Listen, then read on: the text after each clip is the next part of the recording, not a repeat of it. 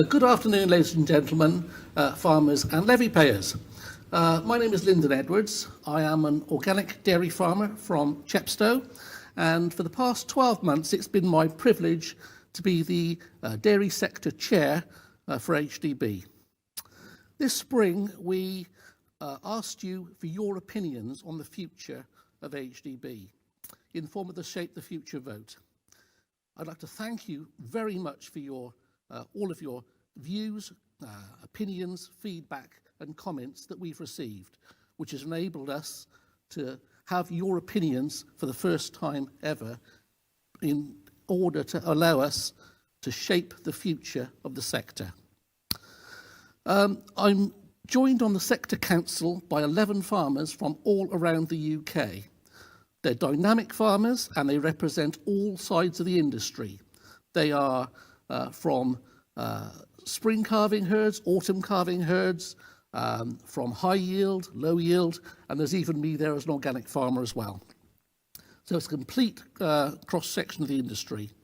And we've taken your views and had a very serious debate over the summer months, looking at the vote, all the feedback, especially all the comments that were made, over 200 comments made, and we had put that against what budget we've got available to actually form the future plans for the AHDB dairy sector. The vote was a minimum score of 72% and a maximum score of 90%. So that's left quite a lot of room for the Dairy Council to have a lot of debate. But we have listened to your priorities and have made notes of those, and you will see the changes that are happening from that decision. So we've now got the 5-year plan for dairy, and if you haven't already seen it, please download a copy from the AHDB website. But it's not finished at that.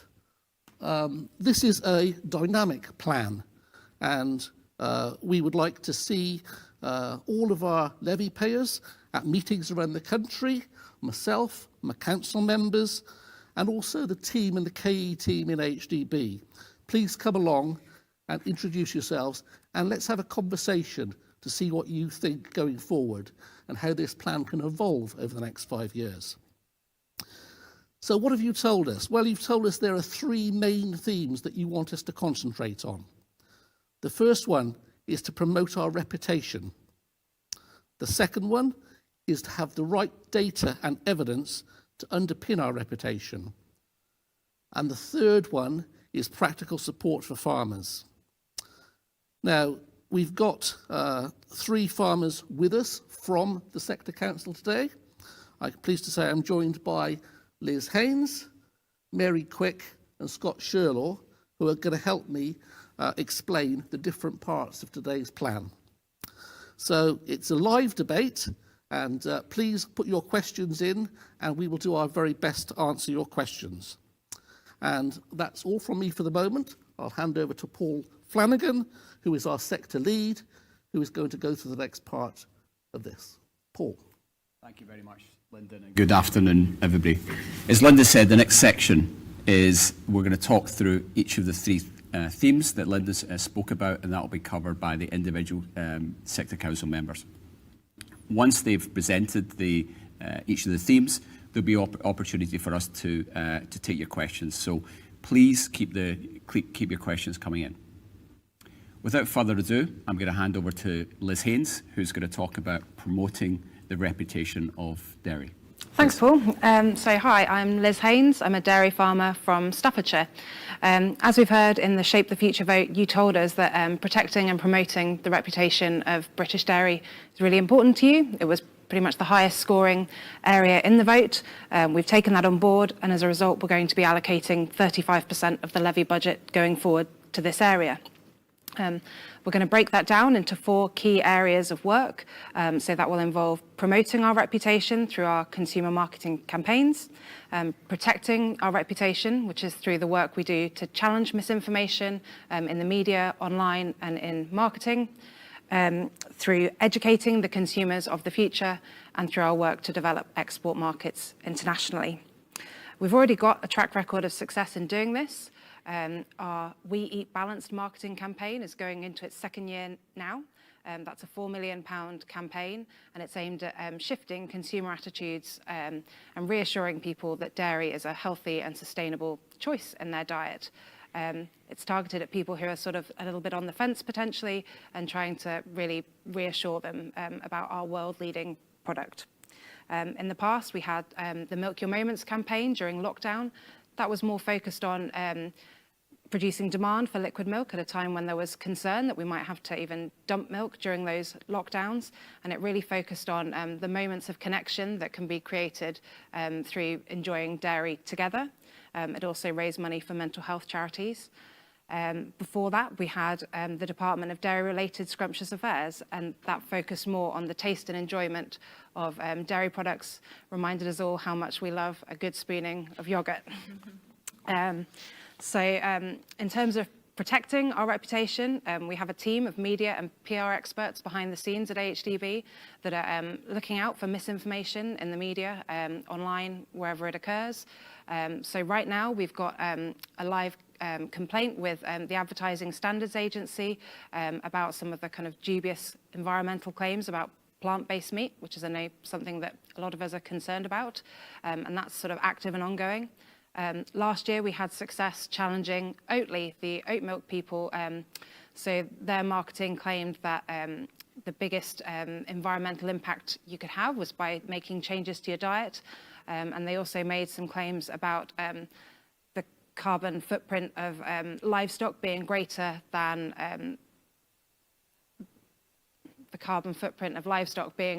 transport.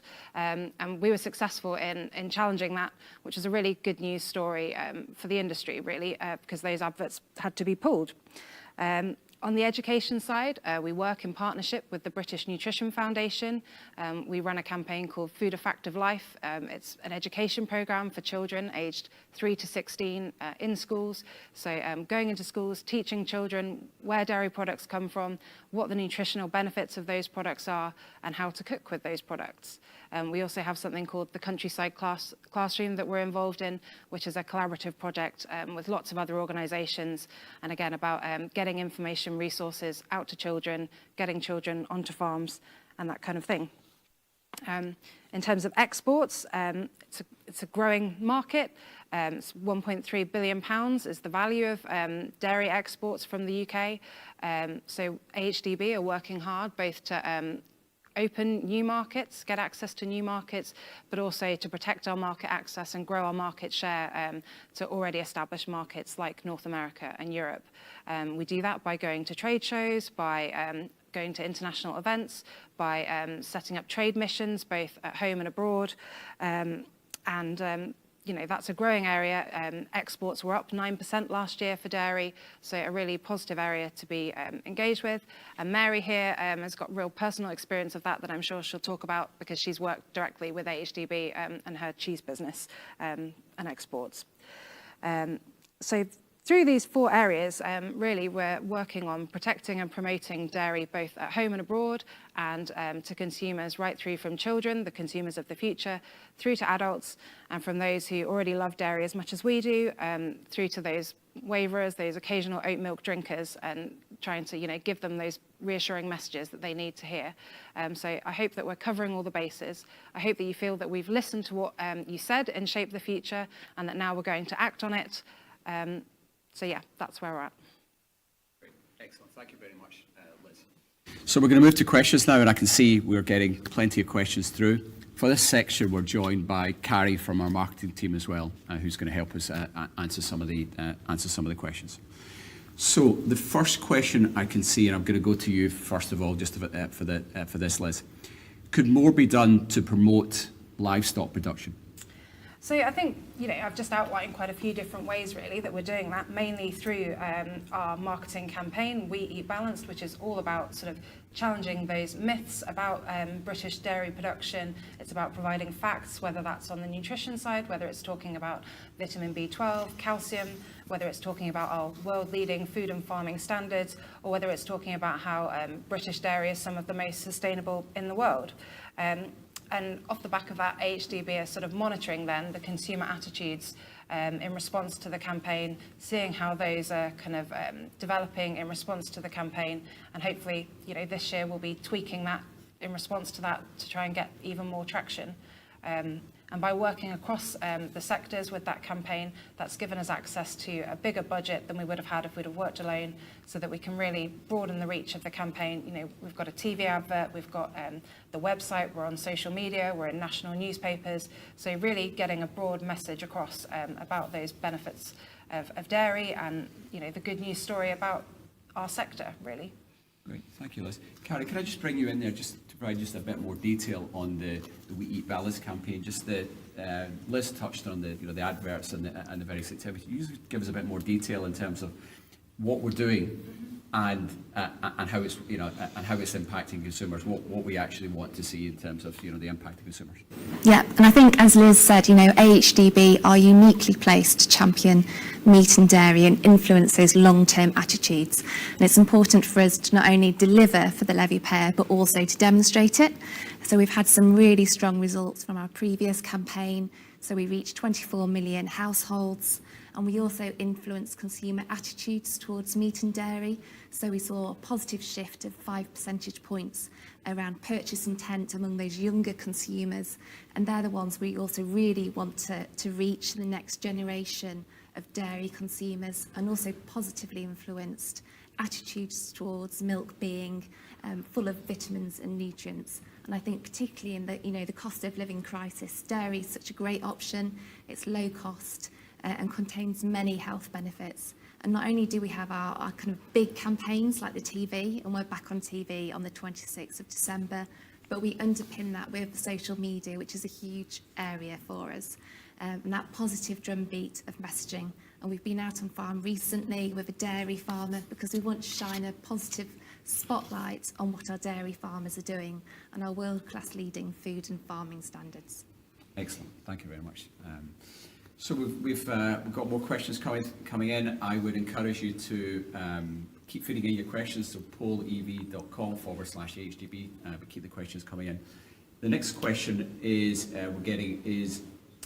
what are the main concerns of dairy farmers going into 2023 in the context of the cost of living crisis, and how is AHDB planning to help manage those concerns and support UK farmers? I think I might ask you that, Lyndon, first of all, and maybe just the other people on the panel. Do you just want to give us your views on that question? I think AHDB is ideally placed to provide farmers with a great deal of information, and the costs and the particularly things like the cost of electric going in at the moment is really hitting some farmers very, very hard. But we've got to actually look forward, and all farms are different, and there is no one type of farm that is the only type that's going to be around in the future. We've got all these different kinds of farms, and they've all got their own different answers, but we need to be there with providing the help on a knowledge exchange basis to the farmers, to actually talk them through the options and to give them whatever advice we can. And from the marketing campaign that we were just talking about, the fact that is starting running again in December is great, because we do need to keep plugging away at our consumers, because without the consumers we don't have an industry. And actually the fact that we're out on television just after Christmas is really, really brilliant, and we can start to talk about what real food is and how valuable proper nutrition is. Excellent, thank you very much, Lyndon. So the next question I'm going to take is, well, an interesting question, and Mary, I'm going to give this one to you. Why are you bothering funding exports? So I presume it's not just you, this is an AHDB. Why is AHDB bothering funding exports? But you're somebody who has clearly got a cheese business at home and developed your export business. How do you see AHDB support for exports? And maybe just give us a bit of colour in terms of how you've experienced it, from an individual side in your own company. Yeah, great. No, it's such a good question because, it looks like that's very far away. So what exports do is they take milk off the market. And if you think about the price of milk, if you've got 1% oversupply, the milk price drops, 1% undersupply, milk price goes up to be able to cover all of those costs that you were talking about, Lyndon. So it's really, really important that we can do even a little amount, and the more the better, to take some of that product off the market. It's certainly, speaking from our experience, and I think that will be the experience of many people, it gives you a lot more confidence to say to customers who want you to drop the price in this country, just to be a little bit more robust with them if you know that you've got that ability to sell elsewhere. And it really takes some of the international markets certainly work to a different cycle. So now I think consumer confidence and inflation is higher in this country, and we're certainly seeing, and other people I know I'm talking to, and information from AHDB tells us that there is that greater confidence in abroad. And certainly speaking from our own experience, we supply markets in the United States, and in Australia, Middle East, Far East, in Europe, and we've had a tremendous, we're a small exporter, tiny, in general we export through other people, but nevertheless we're in contact with those people. And it's been the assistance from AHDB, having stands, being in market. Yesterday there was an event in Florida where our cheese was in a Class 1 hurricane, but even so, we're out there in the market telling the story. And export sales are really quite personal. So it really, really, really works to be out there, and for us to be able to have, in dairy, it's Lucy Randolph who's actually out there on the stand, getting the embassies interested in it. We've had a tremendous amount of assistance, and so have all the exporters. I mean, it's been, and to give us that little bit of help, and as you say, the exports went up last year. That's really important because things were a bit more difficult in Brexit and COVID, and we needed to get those increased. Great. So thanks very much for that insight for your business. Linda, you're a director of Omsco, who have obviously gone quite big from an export perspective. What's the view from Omsco in terms of how you've developed that business, your perspective on this? For Omsco, the help from HDB has been invaluable because as a small co-op with nobody who was experienced in export, it's given us a roadmap to follow to actually get out into other countries with our products and market them and find new consumers in different countries around the world. And that has meant that for a small co-op, that's an income source that we didn't have before. And often with traditionally, British farmers have said, "Oh, well, the home market will provide. It's the best market in the world." But the reality is, it isn't, because if you look at our average milk price in the league tables against countries all around the world, we're not at the top. We're a little way down. So we do need to have the ability to export and to encourage small companies that may never have done this before to actually get out there and find a market for your product. Yeah. Take some milk out of the UK market and develop your businesses. Yeah, it's really important. So, continues to be more questions coming in. One on the Eat Balanced campaign, so I might go directly to you on this, Carrie. So, how do we measure the effectiveness of the Eat Balanced campaign? How do we know we're rolling the boat faster or making things better? What's the key metrics you have a look at? Yeah, it's a really important question, and we really want to be able to quantify the impact that we're having and that we're spending levy payer money wisely, and it's really positively shifting attitudes out there with consumers.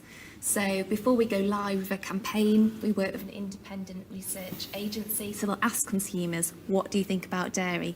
Do you see it as an important part of your diet? And then we ask them the same questions again post-campaign. And as I've said, we've seen some really positive shifts there. So we've positively shifted, particularly in the younger audience, them recognising that milk contains lots of vitamins and minerals. We've positively shifted purchase intent, really important. And we've also positively shifted views on sustainability. And we've got such a great story to tell around British dairy and sustainability. Yeah. So, I mean, it's important from a dairy perspective. I think I think I can remember the stat. We're in every month. We're in 99% of the household in the fridges and households. So we can't really actually push up. We can't actually sell much more. So it's really consumer attitudes, and as you say, focusing in on the consumers who are more the waverers rather than the people who consume a lot of dairy or don't consume any dairy. So the questions continue to roll in, and the question I'm going to go for next is. In the future, what trends are you expecting to see in liquid milk sales compared to dairy products? Should the dairy industry be changing to adapt this? I think I might come to Mary on this one. What's your perspective on that question, Mary? Well, certainly what we've seen recently is the market for cheese increasing, and that's been really quite consistent, and the market for liquid milk going down a bit. And I mean, I'm guessing that that's what we would see over time.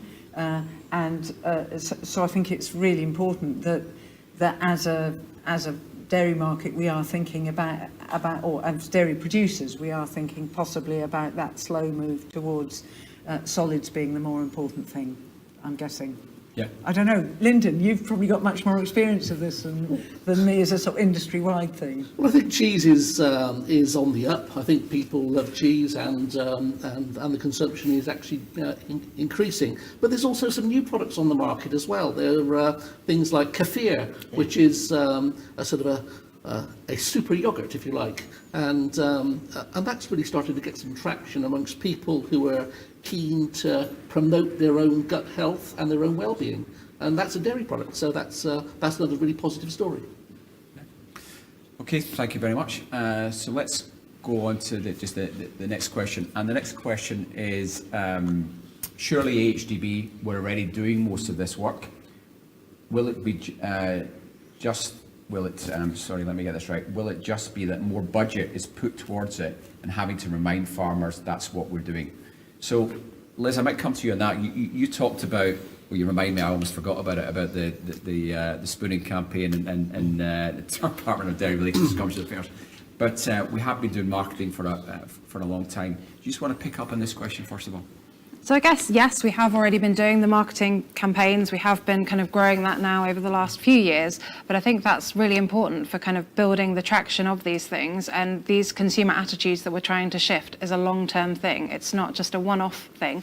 And so continuing to build on the success and the messages that we've already had in these campaigns is a really positive thing. And the other shift is now that we're going to be allocating more budget to it than we were before, so we can potentially have more spend on those campaigns to reach an even wider range of consumers, or have more flexibility about the channels that we go down, which again is a really positive story as far as I'm concerned. Okay, excellent. Thank you very much. I'm just going to take one more question because I think we're running out of time for this section, then we'll move on to the next theme. And Carrie, this is going to be one for you. So why are we not on TV before Christmas when consumers are stocking up on Christmas goodies? Would that not be smart marketing? A real challenge for you there. It's a good question. So I think if you look at our KPIs and how we're measuring ourselves, we're focusing on long-term attitudes towards dairy around health and sustainability and its long-term importance. And January is really key, that post-Christmas period. So everybody's making New Year's resolutions about what you're going to eat and drink. Everybody's probably overindulged a little bit at Christmas. And also we know that in January, people tend to cut out certain food groups. And that's why we're going on TV post-Christmas to remind consumers about all the great benefits of dairy, the importance it plays in their diets, and encourage them to keep on drinking and eating dairy. Okay, great. Thank you very much, Carrie. I appreciate that. So we're now going to move on to the next theme, and the next theme is on data and evidence, which is the flip side of promoting the reputation of dairy. So this is data and evidence that underpin the reputation of dairy. And introducing that will be Mary. Hi, Mary Quick. I'm a farmer and cheesemaker from Devon, and picked up this data and evidence thing because it is actually so important. I mean, it's been dancing its way through all of the comments, that we need to know the stuff underneath. And what's really important is that what we're talking about is fact and not opinion. What we need to do is to maintain that trust that consumers have in farmers, and that's got to be about always being accurate with the data and you know, not making stuff up and not assuming stuff. So that means data and evidence is absolutely core. And it's also true that Dairy Sector Council over this period has, since the vote, has really been looking at, well, what exactly are the numbers that AHDB are collecting, and are those the right numbers? You know, do they serve reputation? Do they serve market failure? You know, is it a market? Are other people producing these numbers, or is this something that we have to do?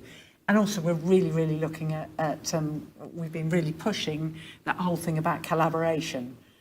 You know, can we collaborate with other people to make our levy pot bigger? So where that brings us to is antibiotics. We know that that is just becoming so important for governments right around the world, and it will come up there with consumers as people get more worried, you know, where are the antibiotics going to come? Are antibiotics resistance rising? And it's really important that we track that. And we're doing that through the eMedicine Hub, which is collecting the data on what antibiotics farmers are using. And it's when your processor asks you for those numbers, give it. Really, just please. Do it. No kidding. Going on about that bit. And then we're looking at diseases like Johne's that are of real importance to farmers and maybe are quite difficult to grapple with. So working with Johne's action plan, which obviously, Lyndon, you're a key person with that, creating those action plans for individual farmers to deal with this really sort of difficult and distressing disease, so that we can, and it's really good the way that numbers are just edging down. And health and welfare, now we know that is something, despite everything going on in the economy, that consumers are really concerned about. Looking at Carrie, and we're addressing that with the animal health and welfare pathway. That still sounds wrong, but anyway, which is very much working. AHDB working with governments, with farmers, with vets to get those vets out on farms, so all farmers can actually really address those issues, so that, you know, nobody gets left behind. We get everybody to that proper standard that we can really shout about and that we're proud about in this country. Then genetics. I mean, that was an area that didn't score perhaps quite as highly as perhaps we might have expected. But what we were really clear about is that in all of those shiny catalogues, that data that's quoted from shiny catalogues from breeding companies, all of that data that's quoted is from AHDB, and it's really important that is independent. And we know that in the push to net zero, which consumers really mind about, that genetics is such an important part of that. You know, where I think nearly a third less than global averages in terms of carbon intensity in this country, and that's an awful lot of that is about the genetic improvement that we have in this country. And also, we're not just sort of sitting there. We have given the situation and the low level of vote, we really felt that we should commission an external report, an independent report, to really tell us about, you know, there's so many opportunities with genetics coming up. How do we get that? How do we land that? How do we share that cost that equitably through the industry? But also, really importantly, maintaining the independence of those numbers. That's critical. And environment, again, that was another area that we scored fairly low on the vote. Yeah. And we really, as a council, we really kind of grappled with this one, because we know that consumers mind about about climate change and greenhouse gas emissions. But it's also true that there's so much great activity going on that out in the industry. Lots of processors have picked this up and are running with it. But we wanted to make sure that no levy payers are left out. And so really working with Dairy Roadmap, really important initiative with the NFU, AHDB, NFU and Dairy UK to make sure that we can pull together those numbers to give those farmers the safe steps they can do on, soil and methane and slurry and fertiliser use, so that we actually, so everybody is doing that, even if your processor isn't. Everybody's able to do that, even if your own processor is not one of those leaders. And, as both Carrie and Liz underlined, it's so important that we track what consumers are thinking, so that we can make use of that levy spend, target it, how we can, what we shout about, when we shout about it, to whom we're shouting about it to, so that we can really defend and enhance that reputation of dairy through the industry. So yeah, key, reputation, market failure, make sure we can collaborate. Great, thank you very much, Mary. And as I can see, we've got, we certainly generated a lot of debate. We've got a heap of questions coming up here. Before we move to the questions, I just want to introduce Chris Goodrum, who heads up our research team. Now, I see you've got the poppy on your sling. Chris had a bike accident last week, and he's like a brave soldier. He's made it along to help us. So welcome, Chris. Good to have you here. So the first question I'm going to go for, I'm loving the bluntness of some of these questions, is go to you on this, Mary. So this is a question from a levy payer. You're spending lots of money on data and evidence. How does that help me? So how does that help an individual levy payer? Sure, and I think it's really important that we address that. But it's not about all the, it's like fine words, butter, no parsnips. I mean, we need to make sure that we're levy payers getting a benefit. So certainly, I mean, perhaps if I can relate that benefit to me as well. So on the antibiotic thing, all of that work that's resulted in us being able to do selective dry cow therapy, or really understanding how to use that has absolutely dropped my antibiotic bill.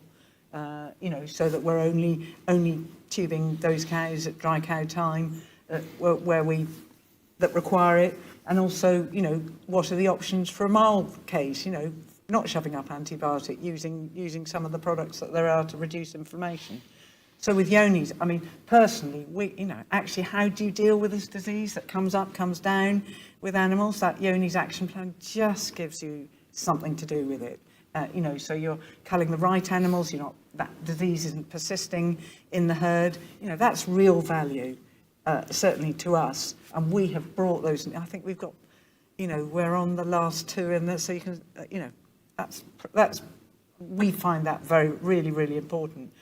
And I mean, I guess that on the reputation thing, although it may seem like that belongs for the processors, actually that's demand for our milk, and if there's more demand, then we can supply that at a better price, to cover all of these costs that we've got happening for us. And then with genetics, it's that I'm really crystal clear that it's that generation on generation improvement that actually delivers us, better utilisation of feed. Look at the price of feed. We don't want to be feeding animals who just get fat. We want to be feeding animals who look after themselves and deliver profitable milk. And I guess there's the, if you look at the calf strategy, lots of processors, and now, it's really an industry requirement, isn't it? How do we deal with these dairy bull calves, or dairy calves that aren't required for replacements? What's really important is that we know the best way of doing that, and that's been very helpful to us, how we rear the animals and get them into the beef market. That feels like that's kind of real money.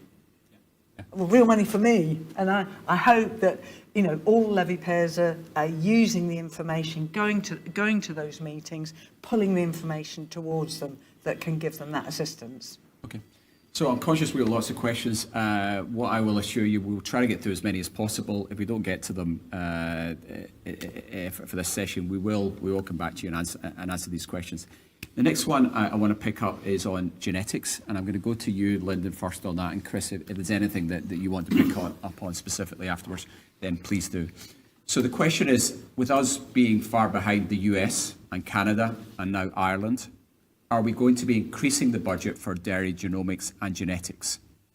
more information on genomic proofs and more frequent genetic evaluations should be a must to keep up with international partners. So Lyndon, first of all. Thank you, Paul.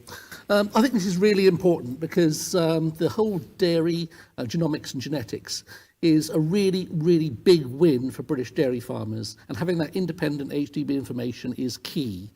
Earlier this year, we launched a consultation with the genetic industry and farmers about how we're going to fund this going forward, because we do only have a certain amount of money and we're doing everything we can today. And I think there could be some other ways of bringing money in from different sources in the future, which I think will be a good idea, and giving the industry more ownership of this subject. But just to go back on what Mary said, we've been told that this is not a priority by levy payers. This was debated over and over at great length amongst the Dairy Council, and we believe it is a priority because of the improvement that you get. And it's not just one improvement. So today it's actually possible to use bulls that will produce an animal with an extra 1 lactation. Now, that's going from 3 to 4, and then on the next one you can do the same again to go to 5. That's massive advances for our industry. Yeah. And I think that's a real key improvement. You can look at the environmental footprint of the cow. You can look at the new Enviro cow. So actually, that's actually a statistics that will tell you which bull's daughters will be more efficient. So all of these things are something that we've got to put more money into. Today we don't have the money. We're doing everything we can, and we've got a great support from the industry. But working with the industry, let's find out how we can fund this properly for the future together with the industry. Thank you, Lyndon. And maybe just picking up on the point within the question I was asking about what's happening in the US, Canada and Ireland. And it was part of the review we did. We actually looked at the models in each of those countries. Could you just give us just a bit of detail on that review we did and what the steps you're taking on now? I can, Paul. I mean, it's still ongoing. So we have the report back, and part of the piece that we're working with now is to go to some of these main stakeholders and look at the models, finance models that we play in the US, Ireland, New Zealand, Australia, and say, this is the value of some of these pieces of work. How do we bring that value to what we're doing in the UK? So these are funds within the levy. So it's looking at those sources and looking at some of these other international competitors to see how they do it. Great, thank you very much. So again, questions starting Australia, and we'll try to get this as possible. Next one I'm going to pick up is levy payers scored the environment near the bottom in terms of importance. Why are you still funding this?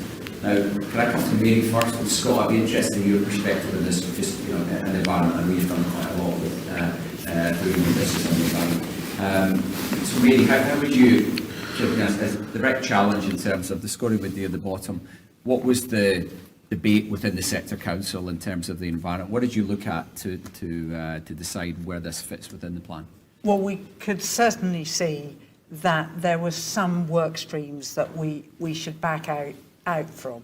Certainly things like environmental benchmarking, really clearly the industry as a whole getting to grips with, a lot of the processors doing really good job on that. So it was clear that there were some work streams we should just pull back from, and that was important. But then when we looked at these quarterly surveys of consumers, what consumers are interested in, while right at the moment, it's all about the economy and the cost of living and inflation and all of that, but coming up really quite fast are climate and greenhouse gas emissions. So we felt that we couldn't ignore that reputation piece, if you like, that we were party to and levy payers may not have been party to when they voted.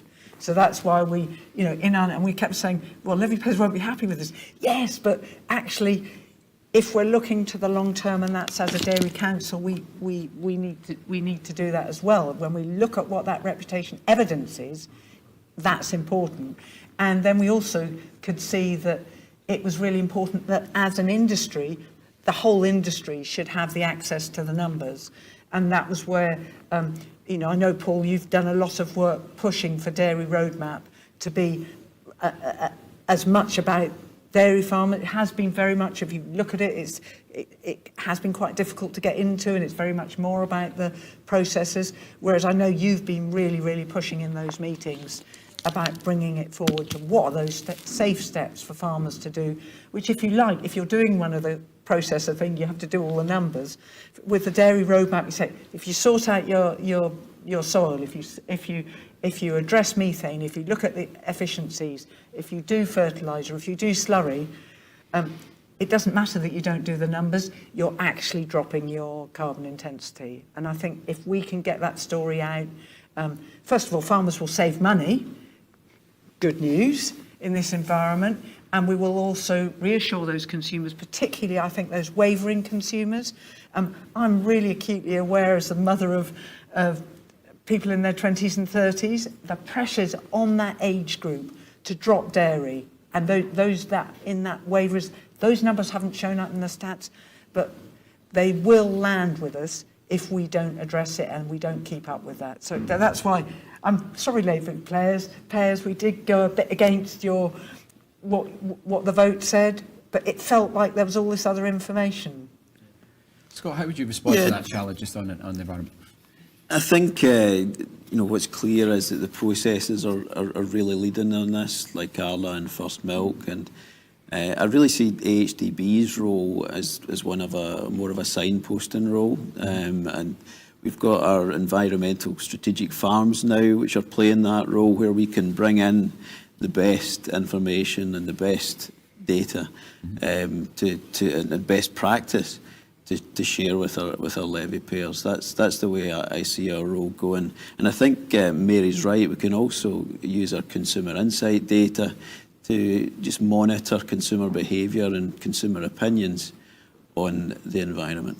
Yeah, no, I think you're absolutely right. Thank you, Scott. So the next question I'm going to pick is, can you advise how you're communicating with farmers? Are you in contact with all farmers, not just the big farmers? Are you helping the smaller farmers? So thank you, Tamara, for that question through YouTube. I'm going to go to Lyndon on that, and Liz, if you get anything to chip in afterwards. But let me start with Lyndon just on that point. Okay. We are advising all farmers, be they small or large, family farmers or large agribusinesses, and everybody. There is a knowledge exchange network all around the UK, and those AHDB employees are there for you as farmers to go along to. They are arranging meetings, they are arranging discussion groups, and a variety of other technology transfer days. Go along, take part. Look on our website and all the details are there. So everyone is able to go to it. The fact that there's only 8 scattered around the country, and all of the sector council members are also there to be contacted and communicate with. Please take part. It's your levy money. We are using it for the best use for the industry, but it's up to you how much use you take of the information that's coming out. So please get involved and get the benefit of your levy money back into your farms. Liz, you're not from a farming background. Nope. So how did it work for you in terms of picking up the intelligence? How much did you use AHDB or other places just to get that information, and how can we be better from an AHDB point of view? So for me, AHDB has been a really important part of my journey through dairy farming, coming to it without very much experience, to be honest. So for the development of myself, my husband, our business, and also training our staff. And that's largely happened through farmer-to-farmer learning, through participating in AHDB discussion groups, through going to strategic farm meetings. Recently, there's a programme on meetings about weaning and rumen development in calves. So, we take our team along to that, and that's kind of an opportunity for training. And the way I look at it is that we've paid for that with our levy, so I want to suck up as much of that knowledge as I can. And even before I was on the council, you know, we in the past were involved in hosting the Calf to Calving programme on our farm. That was probably how I first got involved with AHDB, and any opportunity to talk to my knowledge exchange manager, get resources off them, get information from them, find out about other things that were going on, you know, I was totally tapping into that, and that's been a massive part of our journey. And really, I would advise anyone to do that, because it's what we're here for. Your knowledge exchange manager is here to do that. You should be able to look on the website, find out who that is, give them a ring, drop them an email, see what events are in your area, and go along. And you will find all sorts of people there. So the AHDB discussion group that I participate in, there are all kinds of people there, from county council tenants to people like myself, I'm a tenant farmer, through to owner-occupiers, or staff from, you know, large dairy farming businesses. And that means that you get a really wide range of perspectives. You know, sometimes AHD will bring in experts like Chris, you know, come along to different topics to talk about things that AHDB are doing or things that are topical. So there really is just a wealth of information there, and it's accessible to everyone. Just get on the website, you know, sign yourself up for the emails, and just come along is what I would advise. No, it's an excellent point. So I think, as Liz was saying, don't worry about getting through to the exact right person in HDB. Find somebody in HDB, and we will connect you with that person just in the background. Mary, you talked about antibiotic use and tracking antibiotic use, and you made a plea for people to give their permissions on medicine use. So this question is, how many dairy farmers so far have signed up to the Medicine Hub, and how is that going to help me? How is that going to help an individual farmer providing their details into the Medicine Hub? I think at the end of, is it December, last data I've got is that 1,130 farmers have signed up. Mm-hmm. And what we need to, 8,000 dairy farmers in total, we need to double that every year. And you think, well, that's difficult. But actually, the previous year, it was 484. Okay. So we've more than doubled. So we just need to carry on doubling. Well, I mean, how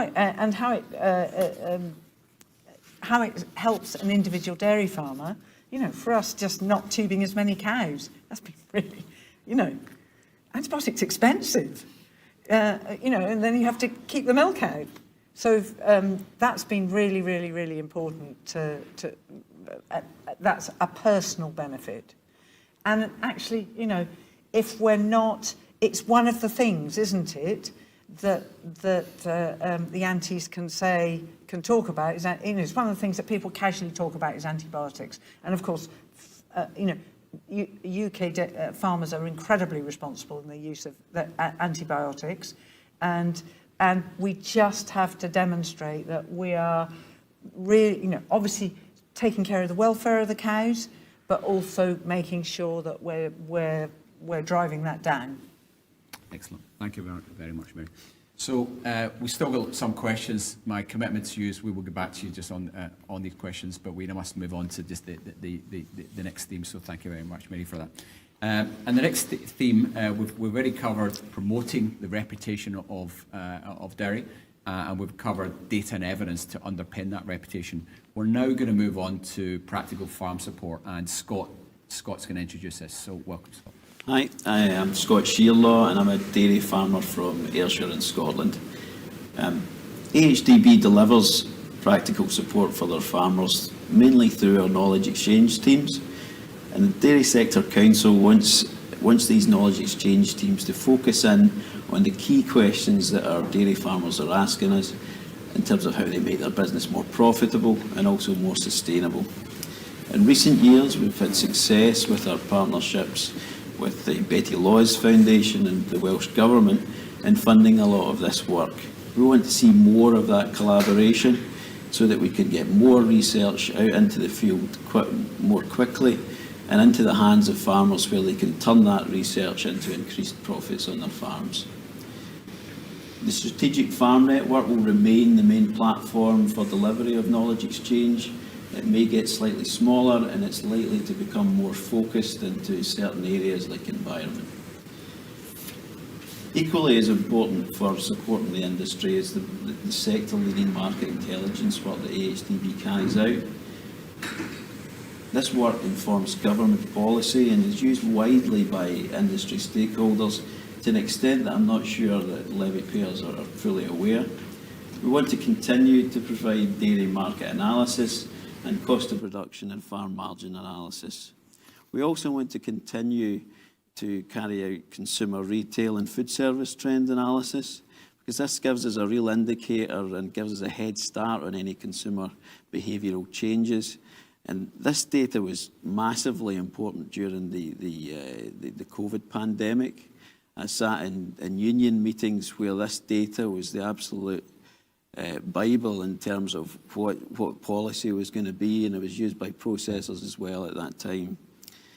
So as a result of the Shape the Future vote, we've obviously had to shift more of our budget towards the things that are important to levy payers and important to us as well in terms of protecting the reputation of the industry and providing the data and evidence to support that. So we've had to pull back on some of the areas within this section. Some of those are benchmarking. We've pulled back on that because we feel like there's others in the industry who are already carrying out that work well. We'll also do less analysis of trade deals in the future. And we're going to scale back the work that we do on labour because in the Shape the Future vote, the levy payers told us that was what they least valued. What we will do, though, is we will maintain the Agri-Leader programme because we know that is really valued by the people that use it. So in summary then, we want to collaborate more as AHDB as a whole, but particularly in the area of knowledge exchange. We want to maintain our strategic farm network and maintain the market intelligence work that we know is really valued as well. Back over to you, Paul. Great, thank you very much, Scott. And again, we've got I can see lots of questions coming through. For this section, we're joined by David, who heads up our data and analysis team. Welcome, David. So the first question, which I'm going to give to Scott. So, what role do you see for your knowledge exchange team and strategic farms in the future? And you talked about high-level perspective. What do you see for the future? And I'd almost be interested in terms of what it looks like on the ground for you, from a strategic farm perspective. So we've got 18 strategic farms at the minute. They're funded by AHDB, by the levy payers, by the Betty Laws Foundation, and also by the Welsh Government. I expect they will remain the main platform for delivery. And in terms of what I see as the benchmark for knowledge exchange, it has to be what we're delivering right now in Scotland. Doreen Anderson is doing an excellent job and doing exactly what I'm talking about earlier, collaborating from the top to the bottom, delivering knowledge exchange in conjunction with educational establishments, and also getting involved in the more strategic end of the industry through our involvement in the Scottish Dairy Growth Board. It really surprises me you said Scotland is the as a benchmark. It really surprises me, and Doreen knows you're paying for that. No, she does it. She does a great job. Next question coming back is how can AHDB's market intelligence help farmers? So when you discussed this a little bit, Scott, you said this was you questioned there's a number of levy payers who got it, but there's a number of levy payers who wouldn't really see the detail and the depth in what we're doing. So to an average farmer, how do you feel it really benefits their business? So I'll tell you how I use it. I subscribe to the Daily Market weekly emails, and I read them most weeks. So this week, what I'm seeing is that milk volumes are up about 3.3% year on year. The market sentiment seems to be fairly negative in dairy commodities, and also the cull cow price remains high. So that's driving decisions on farm where I'm starting to think, do I need to start to reduce the size of the herd? Do I need to start strategically culling cows whilst the price is still high? Yeah.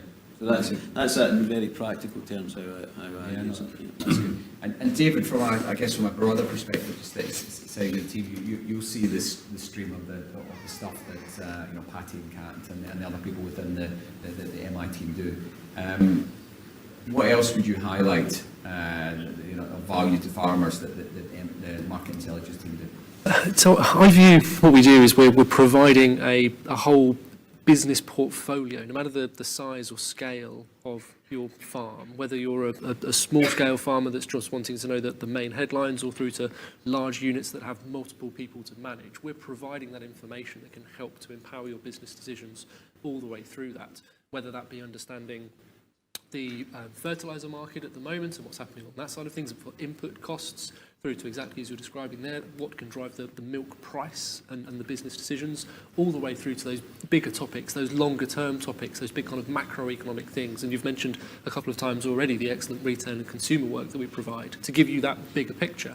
And none of this is going to be the single answer that will be that eureka moment where you think that's exactly what I need to do with my business. It's a build-up of that narrative of everything that's happening in the market, so that as you go through the seasons and through the years, you're able to rely on that to give you that picture, to give you that view as to what's happening in the short term, medium and long term, to make those better business decisions. And as you said a couple of times, it's predominantly aimed at levy payers. We want to fund the levy payers' business decisions in that sense.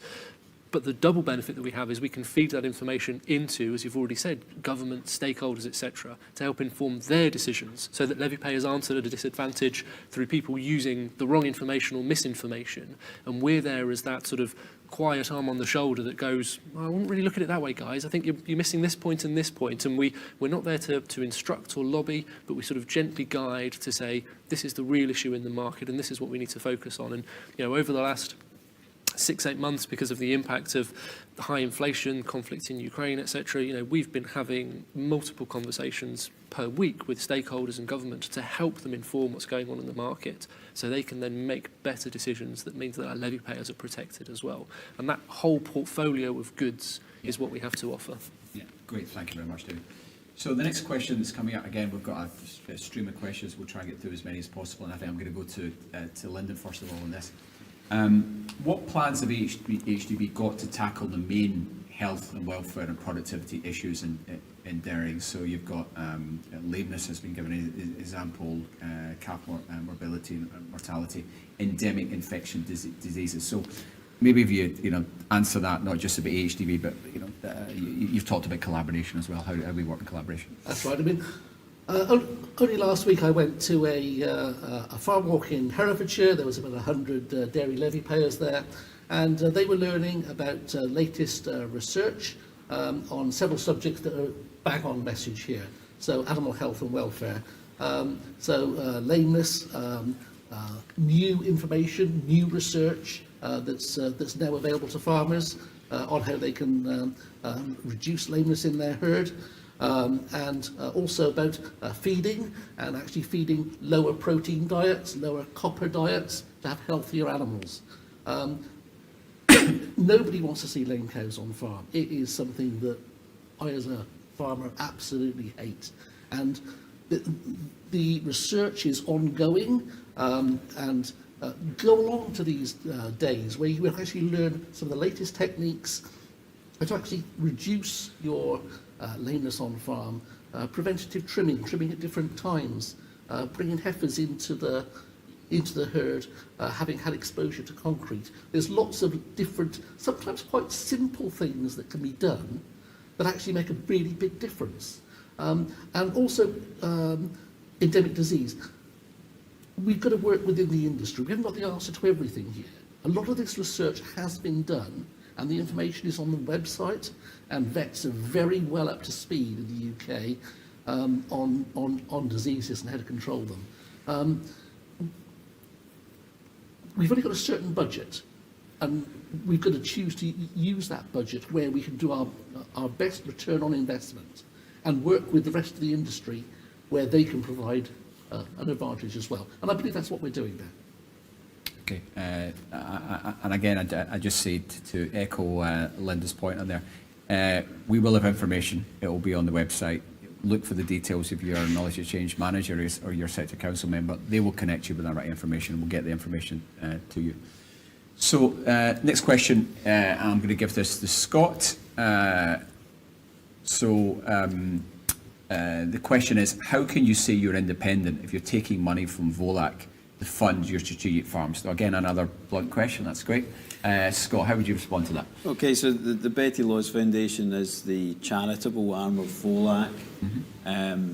It's not involved in any strategic or policy within the strategic farms. They take very little credit for it. There's no advertising. There's no flags. It's essentially purely for the good of the industry that they do it. Yeah. Okay. Thanks very much, Scott.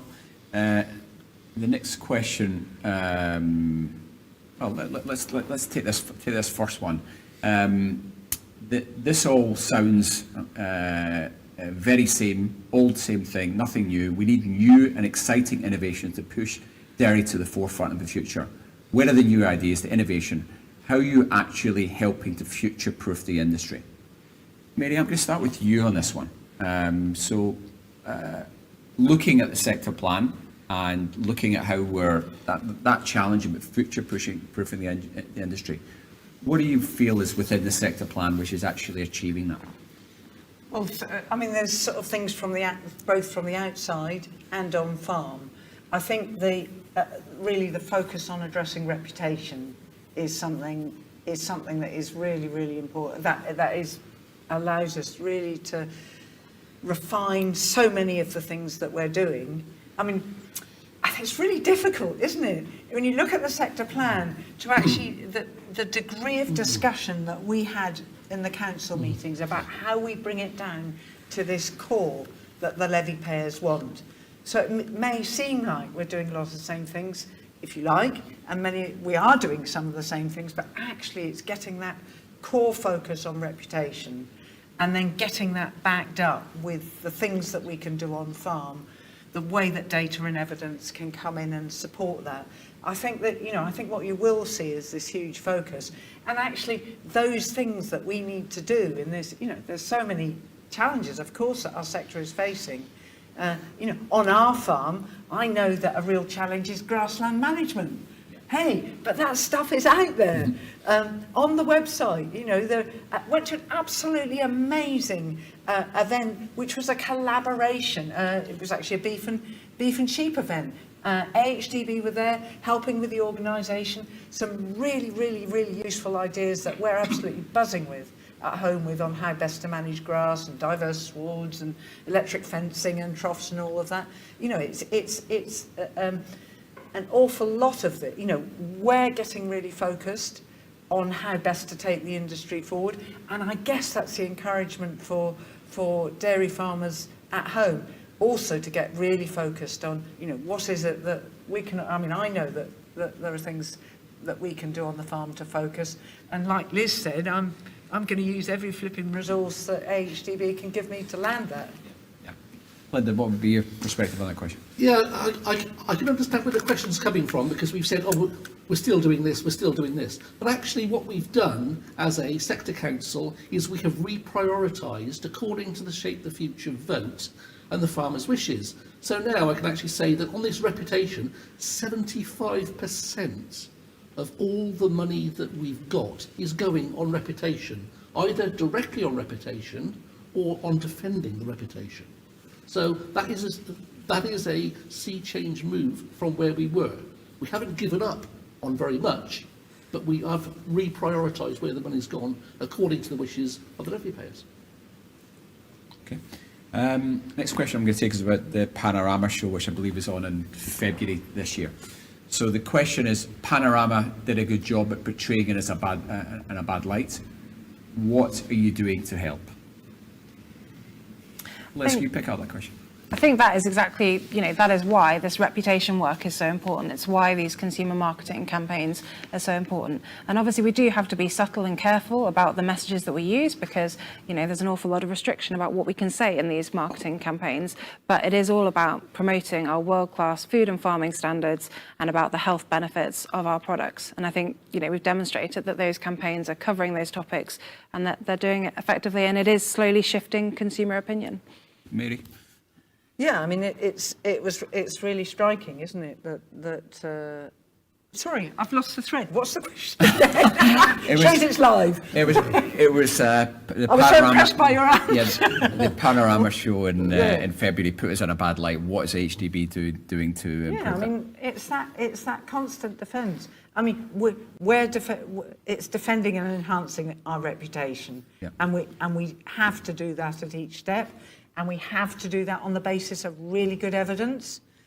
We can't just say we're better without actually demonstrating that that's so.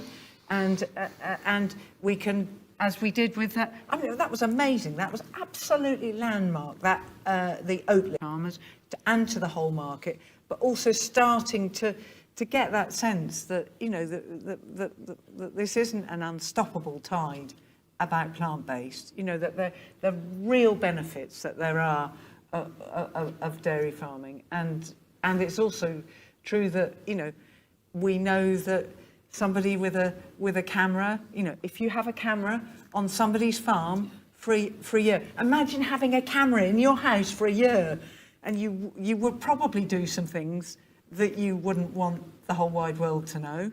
And even though those are things that we know as dairy farmers shouldn't happen, and and that's why we're doing the animal health and welfare pathway. That's why we're doing all this other stuff, so we can bring all dairy farmers to. We're already at a high standard, but everybody has to be on their game all the time. I'd love to have a camera in your house for a year, Mary. I think it would be fascinating. I would be very, very embarrassed, I'm sure, repeatedly. Linda, did you want to come in on that? Yeah, I think that as an industry, we've got to take responsibility for our own destiny here. And there are practices on, or have been practices on some farms that aren't up to standard. And they do need to be called out, and they do need to be changed. Yeah. And it's up to HDB to actually lead here and say, this is the way that animals need to be treated. This whole animal health and welfare is such an emotive subject, both amongst farmers and the general public who are buying our products. And we've got to be honest, genuine, and doing the job properly for the future. Because anything other than the very best practice simply isn't good enough. And I know farmers have sort of said, well, is that okay or not? Well, actually, as an industry, we need to call it out and say, that's not good enough, and this is good enough. And some of the training that's being done on farm walks and webinars and online is brilliant now. It really is very, very good. And that advice needs to be taken on board. Okay, excellent. So time is marching on. I want to squeeze in just one more question. I'm going to go to you on this, Linda, first of all. What are the future research plans? So, I think Mary touched on, and you touched on some work on through the previous research partnership. How would you respond to that question? Well, future research. Currently, we are disseminating research that has been done, and there is still quite a bit in the pipeline. This year, the Sector Council haven't commissioned any new research to go into production. And the reason for that is just simply to balance the budget. It's not a good thing to do long term, but for 1 year, we obviously have had a VAT problem, and we've not been able to reclaim the VAT. So that's a lot of money we've lost there as a levy body. And we've also had inflation that we've faced the same as everyone else has. So that means there's less money to go around to do all the things that need to be done. So I think that there's probably a debate to be had with farmers and the industry over the coming months about what we should and shouldn't be doing going forward. But simply, it was one of the difficult decisions that was taken this year to balance the dairy budget, that actually we can't put anything else new into research. But ongoing, that's a debate, and we will be coming back out to farmers and talking to you at every opportunity we have to get your opinion, to see if you would like us to continue with fresh research. Great. Thank you very much, Lyndon.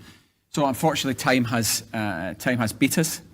I want to say thank you very much for the panel, to Lyndon and to Liz and to Mary and to Scott and to our experts who came in as well from AHDB. But thank you mostly to all of you to put in questions, who are watching this live or watching it on playback. Keep the questions coming in. We'll get them answered. I'm going to hand back to Roseanne now.